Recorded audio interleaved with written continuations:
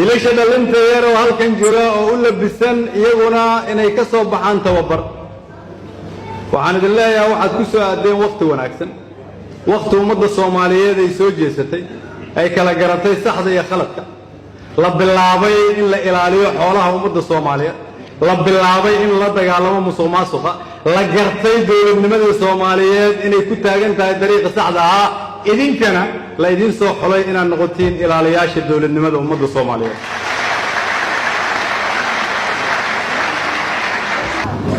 halkan caawa waxaa ka muuqda in dad Soomaaliyeed ay isugu yimaadeen gabdho Soomaaliyeed oo noo sheegay taliyuhu inay ka mid yihiin hoggaanka booliska gabadhii Soomaaliyeed ee ugu sarreysay booliska oo ah taliye ku xigeen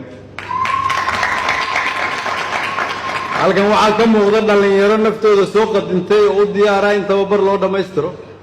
waxaa jooga wiilal Soomaaliyeed oo nooga yimid jigjiga si ay noola qaybsadaan farxadda waxaa jooga kuwii uu ugu weyn yahay Generaal Kadiye waa kuwa halkan jooga kii ugu horeeyay oo booliska qortay xataa ka hor qortay taliyaha welina u taagan qarannimada ummadda Soomaaliyeed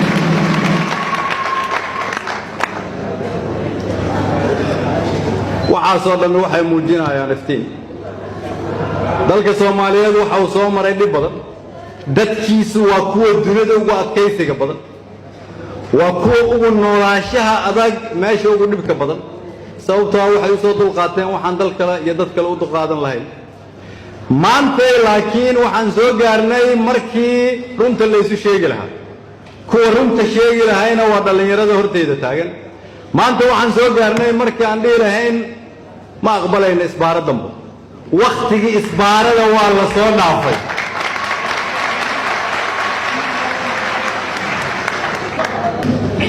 qorigii qalin baan ku bedelnay qabiilkii iyo qabyaaladina qaranniman ku bedelnay qoorsigii qab baan ku bedelnay